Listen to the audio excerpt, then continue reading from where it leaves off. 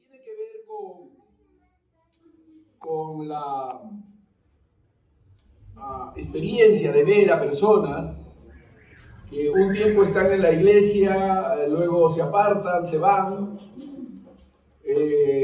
no siempre perseveran, siguen adelante, o hay algunos que pueden permanecer en la iglesia, pero no se ven cambios, no se ve una evidencia de transformación en sus vidas. Y a todas estas inquietudes, pues la Biblia tiene respuestas. Dios trata con nosotros y nos muestra qué son las señales de una verdadera conversión. Pero en esta ocasión no voy a hablar de las señales de una verdadera conversión, sino cómo se produce una verdadera conversión. ¿Qué hay detrás de una verdadera conversión? ¿Quién es el que obra y actúa y de dónde viene la iniciativa de esa conversión? Porque es importante entender esto porque en el libro de Romanos el apóstol Pablo nos habla con mucha claridad y nos dice que no hay quien busque a Dios, no hay ni siquiera uno. Entonces, la Biblia es clara al mostrarnos de que los hombres no buscan a Dios, de que nosotros hemos sido salvos por gracia, pero no fuimos los que buscamos a Dios. Dios nos buscó a nosotros. El Señor ilustra en su palabra de diferentes maneras este hecho, de que es Él el que salva y nosotros somos los salvados. Pero ¿qué hay detrás de una verdadera conversión? Fíjense, nosotros usualmente somos muy sorprendidos, emocionados con las cantidades, ¿no? Con la muchedumbre. Pero esto al Señor no le impresiona. Y quiero presentarles varios ejemplos, sobre todo en este pasaje, que está en Juan capítulo 6, donde vamos a ver, hermanos, que el Señor no es impresionado por aquellas cosas que a nosotros sí nos impresionan. Y que Él tiene respuesta a los sucesos humanos, a los acontecimientos humanos. Entonces, en Juan capítulo 6, vamos a leer del versículo 37 al 45, y otra vez, hay una enseñanza que tiene que ver con las señales de una verdadera conversión. En algún momento lo compartiremos, pero en esta ocasión vamos a estudiar un poquito de qué hay detrás de una verdadera conversión, qué es lo que sucede para que una verdadera conversión se pueda dar. Y en este pasaje que he escogido, claramente nuestro Señor Jesucristo nos muestra lo que hay detrás, lo que sucede tras bambalinas, lo que no vemos de la conversión, pero que el Señor nos lo muestra, nos lo revela en este pasaje. Miren lo que dice. Voy a leer el versículo 37 al 45. Todo lo que el Padre me da, vendrá a mí, y al que a mí viene no le echo fuera, porque he descendido del cielo no para hacer mi voluntad, sino la voluntad del que me envió. Y esta es la voluntad del Padre, el que me envió, que de todo lo que me diere, no pierda yo nada, sino que lo resucite en el día postrero. Y esta es la voluntad del que me ha enviado, que todo aquel que ve al Hijo y cree en Él, tenga vida eterna, y yo lo resucitaré en el día postrero. Murmuraban entonces de Él los judíos, porque había dicho: yo soy el pan que descendió del cielo. Y decían: ¿no es este Jesús, el hijo de José, cuyo padre y madre nosotros conocemos? pues dice este, del cielo he descendido? Jesús respondió y les dijo, no murmuréis entre vosotros. Ninguno puede venir a mí si el Padre que me envió no le trajere, y yo lo resucitaré en el día postrero. Escrito está en los profetas, y serán todos enseñados por Dios. Así que todo aquel que oyó al Padre y aprendió de él, viene a mí. Ninguno puede venir a mí si el Padre que me envió no le trajere, y yo lo resucitaré en el día postrero. Está escrito en los profetas, y serán todos enseñados por Dios. Así que todo aquel que oyó al Padre y aprendió de él, viene a mí. Vamos a orar. Padre, ayúdanos, oh Dios, a poder, oh Dios amado, entender y aprender de estas escrituras lo que hay detrás de la salvación. Oh Dios, ayúdanos a poder ver, tener un vislumbre de todo lo que sucede, oh Dios, antes de que alguien se convierta, Padre. Gracias por tu palabra, en el nombre de Jesús. Amén. Muy bien. Esta historia que estamos leyendo está recreada por una gran multitud que seguía al Señor. Al Señor le seguía una gran multitud. Eso es lo que dice la Escritura. Pero el Señor no es impresionado por las multitudes. La multitud no es algo así como, oh, cuánta gente, ¿no? Nosotros sí nos impresionamos, ¿no? Cuando vemos una iglesia así, mega iglesia, donde hay un montón de miembros, un montón de gente, nosotros, cuánta gente. Bueno, las multitudes al Señor no le llaman la atención. Por el contrario, más bien, Él hila más fino. Él va a lo más sustancial. Dice que había mucha gente que estaban siguiendo al Señor. Previo a este seguimiento que nosotros estamos viendo, el Señor había hecho un milagro. Había alimentado a la multitud de Juan capítulo 5. Había alimentado a una gran multitud. Entonces la gente estaba emocionada, estaba entusiasmada después de haber visto y presenciado ese tremendo milagro, la multiplicación de los panes, etc.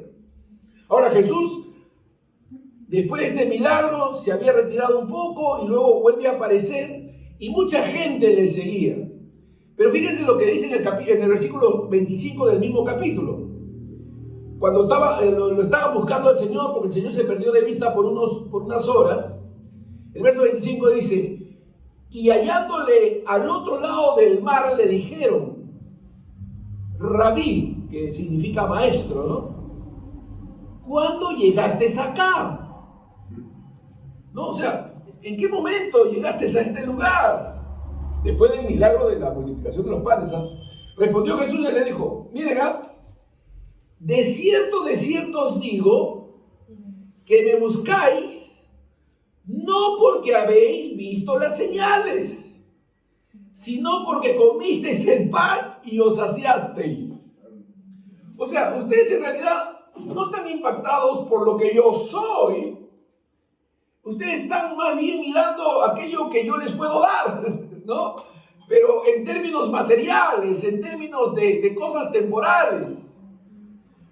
La gente lo seguía al Señor, pero había razones no espirituales, pero naturales que los impulsaba a ellos a buscarlo. Y el Señor de frente le dice, ustedes me están siguiendo por un interés meramente natural. No hay nada espiritual detrás de ese seguimiento. El Señor les llama la atención y les dice, trabajad no por la comida que perece, o sea, no por asuntos temporales, sino por la comida que a vida eterna permanece, la cual el Hijo del Hombre os dará, porque a este señaló Dios el Padre. O sea, Dios señaló a Jesús, Él diciendo, este es mi Hijo amado en quien tengo complacencia, a Él oíd. ¿no? Él es el Salvador, Él es el Mesías, Él es el Cristo prometido. Pero cuando la gente escuchó estas palabras desafiantes que revelaba el corazón de ellos hacen una pregunta. Miren la pregunta que ellos hacen, ¿eh? Le dicen en el verso 28. Entonces le dijeron, ¿qué debemos hacer? Y esa es la preocupación de todos los hombres. ¿Qué tengo que hacer? O sea, el hombre cree que sus obras pueden de alguna manera llamar la atención a Dios y hacer que Dios se fije en ellos. Allá está bien, tú dices que tú eres el que ha venido, todo, pero ¿qué tenemos que hacer nosotros? Y la Biblia dice que no es por obras para que nadie se gloríe. Nuestras obras son obras muertas a los ojos de Dios. Nuestras obras jamás nos podrán justificar delante de Dios. Es más, Dios dice en Isaías que nuestras obras son como trapos de inmundicia. Nuestras justicias, nuestras obras de justicia que podamos hacer son como trapos de inmundicia a los ojos de Dios. Es decir, inaceptables. Estamos anulados en cuanto a la posibilidad de que algo pudiéramos hacer. Pero ellos, no entendiendo lo que tenemos que hacer, esa es la pregunta que ellos hacen. ¿Qué debemos hacer para poner en práctica las obras de Dios? Ahora, quiero que tomen nota cómo el Señor responde a esto que ellos dicen. Porque quiero que presten atención a las obras que los hombres quieren hacer, las cuales no sirven, y la obra que Dios lleva a cabo y que hace que podamos ser justificados ante sus ojos. Las obras de los hombres en contraste con las obras de Dios o con la obra de Dios. Quiero que noten en el siguiente versículo cómo el Señor responde para señalar que no se trata de las obras de los hombres, se trata de la obra de Dios. Miren la respuesta. Jesús le respondió y le dijo: esta es la obra de Dios. Jesús responde y dice: ustedes me dicen que qué obras tenemos. No, olvídense de sus obras ustedes.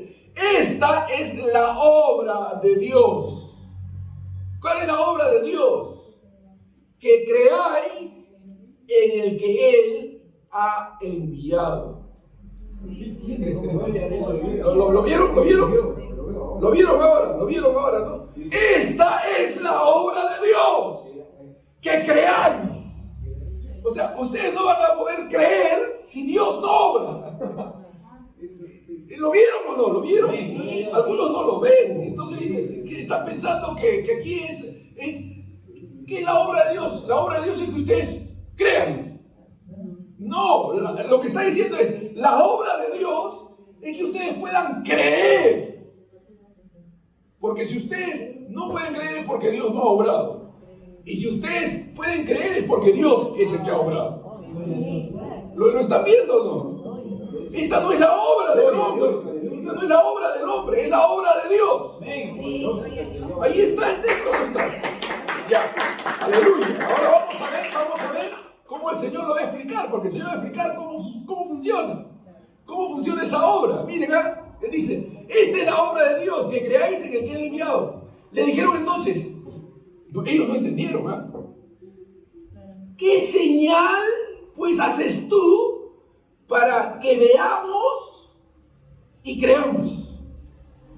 Miren, ellos están argumentando. Dice: a ver, ya, tú dices que esa es la obra de Dios, ya, pero ¿qué señal haces para que nosotros podamos ver y creer? Ellos todavía están pensando, depende de nosotros. No, todavía están pensando, ya, está bien, pero muéstranos algo para que nosotros podamos ver y creer. Como si fuera la obra humana. Otra vez Jesús les dice, miren cómo el Señor va respondiendo. ¿Qué señal hace? ¿Qué obra hace? Le preguntan. Nuestros padres comieron en maná en el desierto, como está escrito, pan del cielo les dio a comer.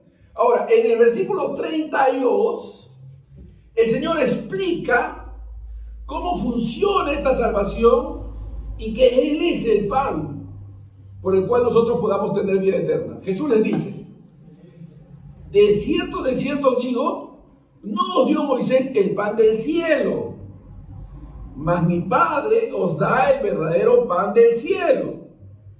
Porque el pan de Dios es aquel que descendió del cielo y da vida al mundo.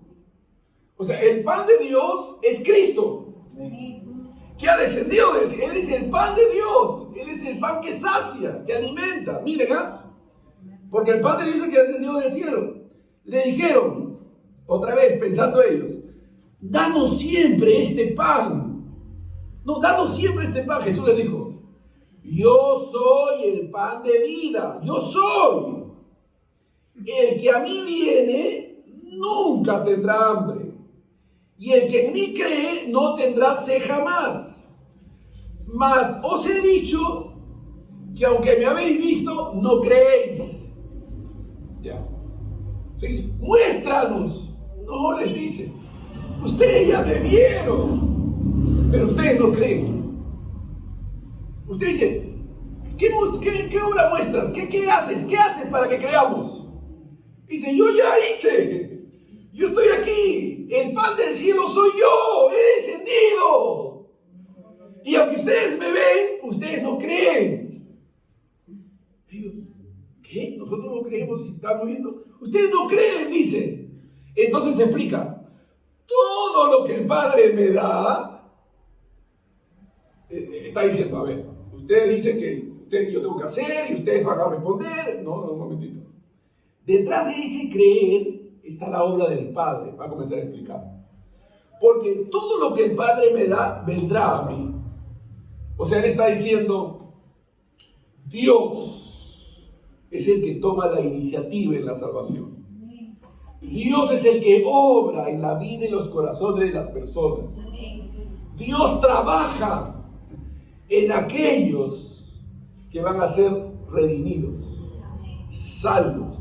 Dice, todo lo que el Padre me da, vendrá a mí. Y al que a mí viene, no le echo fuera. Dice, el Señor no va a rechazar a nadie que viene a Él. Ciertamente, no lo va a rechazar. Pero nadie va a venir a Él si el Padre no le da. ¿No? Está diciendo, el Padre da, este viene y yo le recibo, no le echo fuera. Verso 38. Porque he descendido del cielo no para hacer mi voluntad, sino la voluntad del que me envió. Y esta es la voluntad del Padre, el que me envió, que de todo lo que me diere, amén. Si tú has podido creer en Cristo, si tú has sido movido a acercarte a Dios, a Cristo Jesús, es porque Dios ha hecho un trabajo en ti. Amén. Te está trayendo al Hijo. Aleluya. Te está entregando al Hijo. Amén. Acá dice que todo lo que me diere, no pierda yo nada, sino que lo resucite en el día postrero. Y esta es la voluntad del que me ha enviado, que todo aquel que vea al Hijo y cree en Él, tenga vida eterna, y yo lo resucitaré en el día postrero. Muy bien. Ahora, cuando la gente escuchó estas palabras, comenzó a murmurar, dice la Escritura. En el verso 41 dice, murmuraban entonces de él los judíos, porque había dicho, yo soy el pan que descendió del cielo. Y decían, ¿no es este Jesús el hijo de José, cuyo padre y madre nosotros conocemos? ¿Cómo pues dice este del cielo he descendido? O sea, estaban cegados, no habían sido alumbrados por Dios. Entonces ellos veían a Jesús de una manera natural. Ellos no podían ver en Jesús al Hijo de Dios, al Mesías. Ellos lo reconocían como aquel paisano que venía de Nazaret y cuyo padre era José el carpintero. Así lo veían de manera natural. Su apreciación y percepción de Jesús era natural, no era algo espiritual, porque solamente Dios puede abrir nuestros ojos espirituales. Sí. Solo Dios puede iluminar nuestras mentes y nuestros corazones. Aleluya, para que podamos creer. Ellos dijeron, pero nosotros sabemos quién es Él. Le pregunto, ¿sabían quién es Él? No lo sabían. Su percepción, su conocimiento de Jesús era meramente natural. Y hay mucha gente que así lo ve. Hay gente que viene entre nosotros, se congrega todo, pero su percepción, su visión de las cosas es natural. Sus juicios son naturales. No tiene sus ojos espirituales abiertos, como si lo tienen aquellos que han nacido de nuevo, en quienes Dios ha obrado. Así que, después de esta actitud de parte de ellos, que en realidad no están entendiendo nada de lo que Jesús les está diciendo, el Señor va a explicar la razón de la incredulidad de ellos. Así como hay una razón para aquellos que creen, hay una razón de por qué la gente no cree. Miren lo que dice en el verso 43. Porque Jesús va a comenzar a explicar la incredulidad de la gente y lo que es la verdadera conversión. Jesús les dice, respondiendo, no murmuréis entre vosotros. Ninguno puede venir a mí si el Padre que me envió no le trajere. Gloria a Dios. Espectacular, ¿sí o no? Ninguno puede venir. O sea, ustedes están perdiendo el tiempo. Porque a menos que Dios haga una obra en ustedes no van a poder venir a mí. Amén. No van a poder venir a mí. O sea, el Señor está mostrando lo que hay detrás de los verdaderos discípulos. La obra que hay detrás de nosotros, Dios trabajando en el interior de manera sobrenatural, dándonos un nuevo corazón, nuevos sentires. Ahí está Jesús diciendo, ninguno puede venir a mí si el Padre que me envió no le trajere, y yo le resucitaré en el día postrero. Está escrito en los profetas.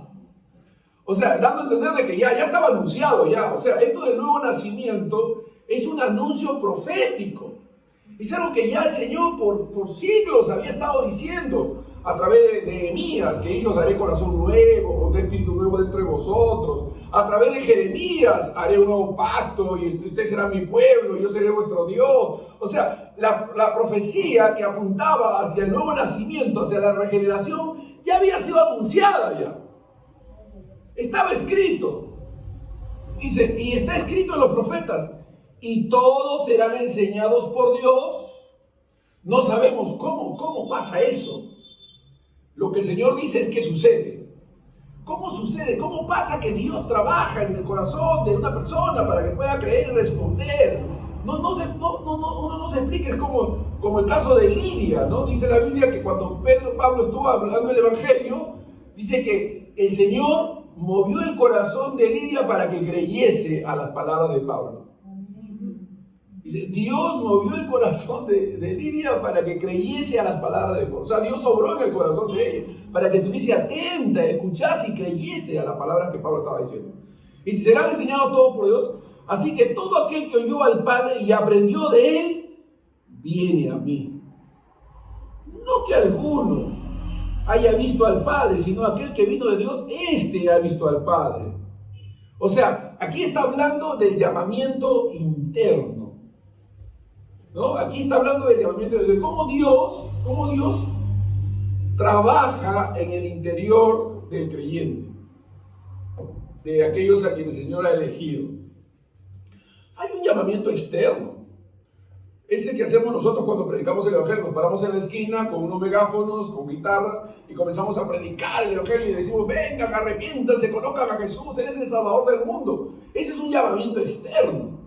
Y está bien, hemos sido llamados a hacer ese llamamiento, a anunciar y predicar el Evangelio a toda criatura. Pero Dios hace un llamado interno. Por eso muchos son los llamados, pero pocos los escogidos, pues.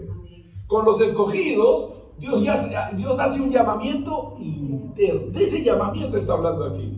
De cómo Dios trabaja en el corazón, trae convicción al corazón de las personas para que se conviertan a la fe, para que crean y conozcan al Señor. Ese llamamiento interno. ¿Cómo es que funciona? ¿Cómo es que el hombre viene a Cristo? Bueno, vamos a ver. Primero vamos a ver el significado de la conversión. ¿Qué significa esta conversión? Bueno, la conversión, amados hermanos, es nuestra respuesta al llamado del Evangelio. Nosotros respondemos a ese llamado, por la cual nosotros sinceramente nos arrepentimos de nuestros pecados para poner nuestra fe en Cristo para salvación. Entonces, Dios hace un trabajo en nosotros y debido a ese trabajo que Dios hace en nuestro interior, nosotros respondemos creyendo. Respondemos arrepintiéndonos, volviéndonos a Dios. Esa es la respuesta de todo aquel que su corazón ha sido transformado. Amén. Amén. Es decir, respondemos volviéndonos a Dios, porque Dios, como dice Nehemías, nos da un nuevo corazón. Nehemías 36:25 en adelante dice: quitaré el corazón de piedra, pondré un corazón de carne, os limpiaré de todas vuestras inmundicias y haré en vosotros que hagáis mi voluntad, dice la palabra de Dios. Es toda la obra de Dios, aleluya. Amén. Para podernos arrepentir. Entonces la conversión es apartarse del pecado y confiar en Cristo. Pero la Biblia dice que los hombres que rechazan a Dios amaron más las tinieblas que la luz, ¿no? Amaron más las tinieblas que la luz. Entonces las personas que no se arrepienten, que no vienen a Dios, sencillamente aman más las tinieblas, están rendidos a sus pecados. Pero el que se convierte se aparta del pecado y confía en Cristo. La conversión es el fin deseado del evangelismo, ¿no? La conversión es la obra de Dios en aquellos a quienes evangelizamos. El arrepentimiento es ese cambio de actitud, es un cambio de mente, de pensar. Cambia nuestra dirección de vida. Dejamos las cosas malas, empezamos a hacer las cosas correctas. Nos arrepentimos de pecados, de comisión y de omisión. O sea, de lo que hacemos porque lo practicamos o de lo que deseamos, aunque no lo hacemos. De todo eso nos arrepentimos. Nos arrepentimos porque nos damos cuenta de que hemos pecado contra Dios. Amén. Es una obra espiritual. No como lo que estaba pasando con esta gente que seguía al Señor. ¿Por qué lo seguían? Porque habían comido, porque Dios había hecho un milagro. Habían puesto sus ojos en las cosas naturales, en las cosas temporales. El que se convierte verdaderamente pone sus ojos en las cosas de arriba, no en las de la tierra. Se interesa por cosas espirituales. Aleluya. Hay un interés que nace del corazón, de adentro. No es una curiosidad meramente natural. No, queremos ser testigos del Señor y conocerlo más.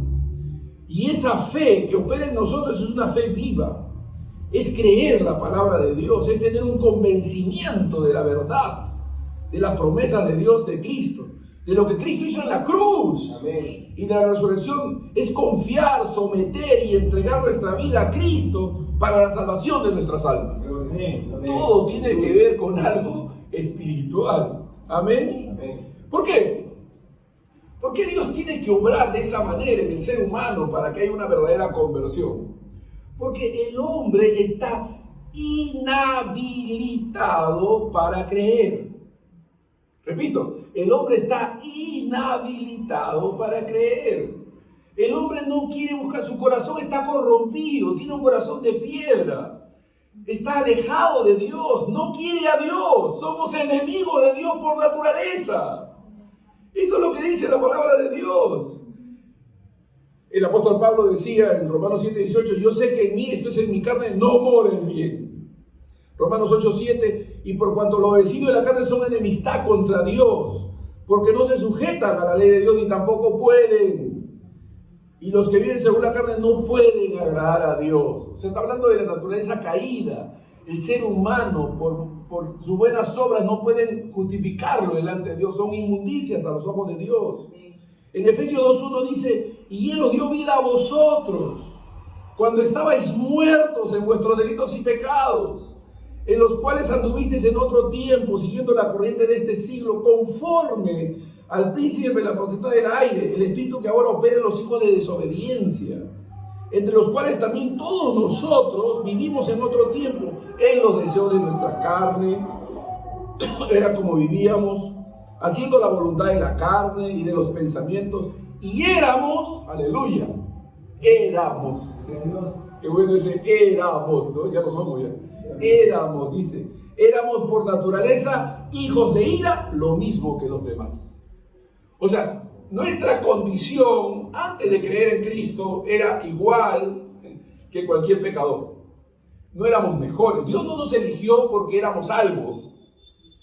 Éramos tan enemigos de Dios como cualquiera. Acá dice, éramos el enemigo de Dios lo mismo que los demás. No hay una preferencia divina basada en lo que nosotros pudiéramos ser o hacer. ¿Se entiende eso? Ser o hacer. O sea, no hay tal cosa como por algo Dios debe haberme elegido, ¿no? No, ese algo no existe, ¿no? Es Dios, fue el beneplácito, su voluntad. Amén, todo se originó en Él. Nada externo a Él lo movió a hacer lo que hizo. Todo fue partido de dentro de Él mismo. Romanos 3:10, como está escrito, no hay justo ni aun uno. Esto es importante, ¿eh? No hay justo ni aun uno. No hay nadie que pueda ser merecedor de la salvación. No hay quien entienda. El apóstol Pablo está haciendo una radiografía espiritual a toda la humanidad. Dios le está mostrando cuál es la condición caída con que el hombre se encuentra. El hombre está inútil, no puede, está muerto. No puede salvarse, no puede responder, no tiene nada que pueda hacer para poder ser justificado. No contribuye en nada para su salvación. Ojo, ¿no? Algunos dicen, mi fe me ha hecho salvo. Es que como yo me arrepentí, tú no te hubieses podido arrepentir si Dios no hubiese tocado tu corazón. Tú no hubieses podido tener fe si Dios no hubiese obrado en ti. Amén. Es lo que Dios está mostrando. Claro, cuando uno no ve estas verdades que están en la Biblia, uno las ve como las ve, puede pasar, y uno interpreta como lo está viendo con sus ojos. Está bien, es una forma, pero la Biblia nos muestra diciendo, ustedes lo que no entienden es que hay otras cosas que Dios hace antes que ustedes hagan. Les voy a mostrar, y aquí los está mostrando. Dios trabaja, amén, obra. De Jehová es la salvación, dice Josué, en Jonás 2:2, dice, de Jehová es la salvación. Como está escrito, no hay justo ni aun uno, no hay quien entienda. No hay quien busque a Dios. La persona que no entienden esto, dice, no, pero cuando yo era inconverso, yo estaba buscando a Dios. Yo fui testigo de Jehová, fui mormón, fui a los adventistas, yo me fui a una iglesia católica, y hasta que llegué a la iglesia, porque yo estaba buscando a Dios. No, Dios estaba trabajando en ellos. Dios les había puesto una inquietud. Dios los estaba moviendo, acercando a Él. Porque Dios está detrás de nuestras obras. Aleluya. Dios inclina el corazón a donde Él quiere. Aleluya. ¿No le parece maravilloso? Si no hubiese sido de ti, por ti, Señor, ¿qué sería de mí? ¿Qué sería de nosotros sin la intervención divina? Aquí está, lo está diciendo de manera clara. Juan 3:6. Lo que es nacido de carne, carne es. Lo que es nacido del espíritu, espíritu es. O sea, ahí está, lo que nació de carne, carne es, no hay nada espiritual ahí. Mateo 7:17, así, todo buen árbol da buenos frutos, pero el árbol malo da frutos malos. No puede el buen árbol dar frutos buenos, ni el árbol malo no puede el buen árbol dar malos frutos, ni el árbol malo dar buenos frutos. 1 Corintios 2:14, pero el hombre natural, otra vez, pero el hombre natural no percibe las cosas que son del Espíritu. El Evangelio es algo que es del Espíritu. Cuando nosotros predicamos a la gente, estamos predicando a la gente muerta. Le estamos predicando a gente que no puede entender. A gente que no puede ver. Como dijo el Señor al profeta, ¿no? Esos huesos vivirán. Tú lo sabes, oh Señor. Tú puedes hacer que vivan. Cuando nosotros estamos predicando el Evangelio a la gente inconversa, estamos yendo con fe. ¿Con fe de qué? De que Dios haga una obra en los corazones de ellos. Porque nuestra predicación externa no va a hacer que ellos cambien. Pero cuando Dios toma nuestra predicación externa y hace una obra en el corazón interno, entonces los resultados se dan. Amén. Pero es Dios trabajando. Pues acá dice, el hombre natural no percibe las cosas que son del Espíritu, porque para él son locura. No las puede entender. No las puede entender. Aleluya. Pero cuando comienza a entenderlas es porque Dios está trabajando en sus corazones y en sus mentes. Porque se han de discernir espiritualmente. Lo que significa que para venir a Cristo hay que ser traído por el Padre. Para venir a Cristo hay que ser traídos por el Padre. Gloria a Dios. ¿No es una buena noticia eso? Dios lo trae por medio de enseñarle, dice la palabra de Dios. Es una persuasión, es una influencia y convencimiento por dentro. Voy a repetir eso. Es una persuasión, es una influencia, un convencimiento por dentro. O sea, Dios hace una obra dentro de nosotros. Amén. Si no, no pasaría nada. Así que la conversión lo hace Dios a través de un llamado eficaz. ¿Cuántos han estudiado ya eso? El llamamiento eficaz. El llamamiento eficaz. La gracia irresistible. ¿No? La gracia irresistible. Yo me acuerdo hace años, tenía un amigo, maestro bíblico, ya está en el cielo. Yo sé que está en el cielo, aún no creía igual que nosotros, pero creía en Cristo. Amén, es salvo. Se perdió varias verdades maravillosas que lo hubiesen hecho gozarse, pero él me decía, o sea que tú eres de los que creen en la gracia irresistible. Como diciendo, gracia irresistible, ¿qué es eso? Me decía él. Pero sí, pues, es una gracia irresistible. Es Dios trayendo convencimiento, persuadiéndonos. Es Dios trayendo convicción a nuestros corazones. ¿Ustedes creen que si Dios quisiera convencer a todo el mundo, no nos convencería? Ahí está para muestra un botón, lo convenció a Nabucodonosor, ¿sí o no? Dice, yo voy a hacer que este hombre mire al cielo y alabe al Altísimo. Aleluya, y lo logró, ¿no? Sí. Amén, lo logró, terminó confesando y declarando a Dios. Dios puede hacer eso. ¿Por qué no lo hace con todos? Él sabe, Él conoce sus propósitos, pues Él sabe. ¿Por qué lo hace con algunos? También Él sabe. Pero la Biblia nos muestra, no tenemos todas las respuestas, pero sí hay algunas respuestas. Amén, no todas, pero hay algunas que nos ayudan a confiar en el obrar de Dios. Amén. Entonces, cuando hablamos de la conversión que Dios hace a través de un llamamiento eficaz, es completamente, tenemos que entender que es completamente la obra de Dios, no del hombre.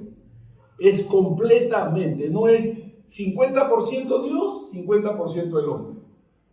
No, si fuera 50-50, el hombre sería co-salvador juntamente con Cristo, ¿sí o no? Co-salvador. Tampoco es 60-40 o 70-30. Ni siquiera es 99.9 y un puntito, ¿no? Nada del hombre. Nada. El hombre es salvo por gracia. Amén.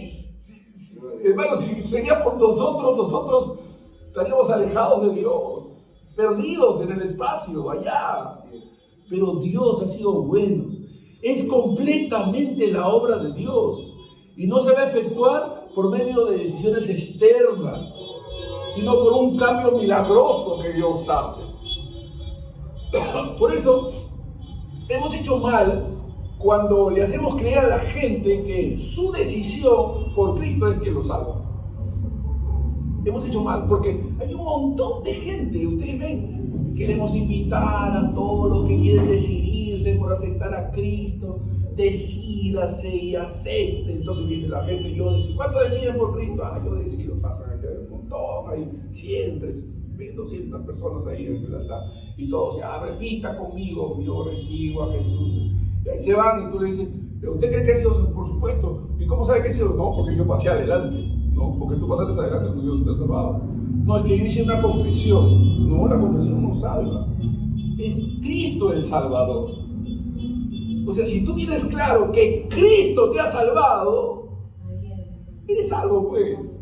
Pero si tú confías en que levantate la mano, pasaste adelante, te bautizas, o sea, si tú confías en las cosas externas, no sabes lo que es la salvación realmente. Porque la salvación no está basada en las cosas externas que hacemos, sino en la obra interna que Dios lleva a cabo. Y es creer en Cristo el Salvador.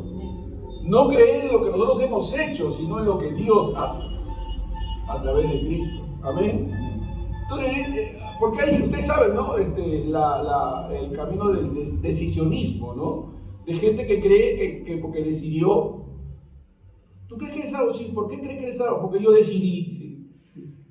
No, si tú estás confiando en tu decisión, tú vas a ser de aquellos a quienes el Señor va a decir, nunca os conocí, apartados de mí, hacedores de maldad. ¿Y cómo sabes que no soy salvo? Por tus frutos, pues. No amas a Dios, no buscas a Dios, no quieres saber de Dios. No, a ti lo que te interesa son cosas naturales. Pones los ojos en las cosas naturales, en lo que Dios puede darte, sin saber que te dio lo más grande, que es Cristo. Entonces, hay frutos, hay frutos.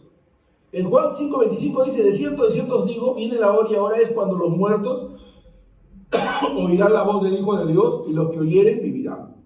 ¿Quiénes van a oír? Los que fueron dados por el Padre. Entonces, en ese contexto podemos entender Romanos 8:30. Y a los que predestinó, a estos también llamó, y a los que llamó, a estos también justificó, y a los que justificó, a estos también glorificó. Entonces, este texto ya cobra un significado claro para nosotros, porque Dios predestina, Dios llama a los predestinados, Dios justifica a los predestinados y glorifica a los predestinados. Pero primero los predestina. ¿No? O sea, Dios es el que hace la obra. Ahí está, ¿no? Ahí está el texto. Hechos 2:38. Miren lo que dice aquí en Hechos 2:38. Pedro les dijo, Pedro es un llamamiento externo. Dice, arrepentíos y bautícese cada uno de vosotros en el nombre de Jesucristo para perdón de los pecados. Estaba haciendo un llamamiento a los que lo estaban oyendo en ese momento. Y recibiréis el don del Espíritu Santo. Porque para vosotros es la promesa, y para vuestros hijos, y para todos los que están lejos, para cuantos el Señor nuestro Dios llamare. Para cuantos, no para todos, para cuantos el Señor nuestro Dios llamare. Llamamiento. Aquellos que Dios llama, aquellos que Dios predestina, llama, dice.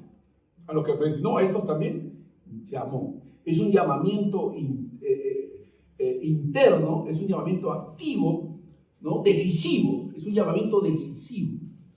Amén. No es un llamar de hoy, ven, sígueme, no, sino ven, sígueme, ¿no? Es agarrarlo y ven, sígueme. No es un, hoy si quieres ver, no, es un llamamiento decisivo, activo. Juan 10:27, mis ovejas oyen mi voz y yo las conozco y me siguen. Este texto muestra que para seguir al Señor hay que ser oveja. Desde el punto de vista natural, humano, nosotros vemos que para que lo puedan seguir, para que sean ovejas tienen que seguirlo. ¿No es cierto? Si tú quieres ser una oveja del Señor, tienes que seguir al Señor. Pero aquí el Señor está diciendo, no. Si tú eres oveja, lo vas a seguir. Si tú eres oveja, lo vas a seguir. Amén. Entonces, quiere decir que tú vas a responder siguiéndole porque eres oveja. Porque eres oveja. Los que son enseñados por el Padre. Y yo les doy vida eterna y no perecerán jamás, ni nadie las arrebatará de mi mano. Mi Padre que me las dio es mayor que todos. Y nadie las arrebatará de la mano de mi Padre. Aleluya. Gloria a Dios. Mi Padre que me las dio, dice nuestro Señor Jesucristo. Mi Padre que es mayor que todos y nadie me las puede arrebatar. Aleluya. Por eso el nuevo nacimiento es importante. Hay que nacer, es necesario nacer de nuevo. Dios obra poderosa. Imagínense cuando el Señor Jesús le dijo a Nicodemo, tienes que nacer de nuevo, le dijo, ¿no? Tienes que nacer de nuevo, le dijo a Nicodemo. Ahora, ¿ustedes creen que Nicodemo le hubiese dicho al Señor, gracias Jesús por la información? Imagínense a Nicodemo diciendo, gracias Jesús por la información, ahora ya sé cómo es que tengo que hacer, ya, gracias, me has dicho que tengo que hacer, no, ya, tranquilo, no te preocupes, voy a mi casa y yo nazco de nuevo, te prometo que hoy día nazco de nuevo, ¿no? ¿Te crees que Nicodemo dice poder nacer de nuevo? Ese nacimiento es del cielo, de la obra de Dios, pues, o sea, Jesús no le está diciendo a Nicodemo, tienes que nacer de nuevo, como si Nicodemo pudiera nacer de nuevo por él mismo. Lo que le está diciendo es: tienes que nacer de nuevo, y a menos que Dios obre en ti para que nazca de nuevo, tú no puedes ver el reino de Dios. ¿Entienden? Pueden verlo, ¿no? Por los otros textos que hemos mencionado. Juan 5:31. A este Dios ha exaltado con su diestra por príncipe salvador para dar a Israel arrepentimiento y perdón de pecados, para dar a Israel. Filipenses 1:29. Porque a vosotros os es concedido a causa de Cristo, no solo que creáis en Él, sino que también que padezcáis por Él. No solo que creáis en Él. Entonces, esta obra, hermanos, es la obra de Dios en el ser humano. Es la obra de Dios en el corazón. Dios nos está mostrando por estas escrituras que detrás de la verdadera conversión está la obra de Dios. No existe una verdadera conversión si Dios no obra. ¿Cómo sabemos que realmente Dios ha intervenido? Por los frutos, pues. Por sus frutos los conoceréis. Entonces Jesús está diciendo: todas las cosas externas que puedas ver o que puedas hacer no significan nada si Dios no está detrás de esa obra. Porque Dios es el que tiene que trabajar primero. Dios tiene que darlo, tiene que convencerlo. Los que creen y los que vienen a Cristo son los mismos que son traídos por el Padre al Hijo. Los mismos que son enseñados. Y los mismos que fueron dados al Hijo por el Padre. Todos los que creen vienen, son traídos y dados. Perseverarán y nunca perderán la salvación. Son aquellos que serán resucitados en el día postrero por Jesucristo. Esa es la obra de Dios. No es una decisión externa. La decisión externa debe ser una respuesta a la obra interna que Dios ha llevado a cabo. Amén. Pónganse de pie, vamos a orar. Vamos a orar. Vamos a darle gracias a Dios.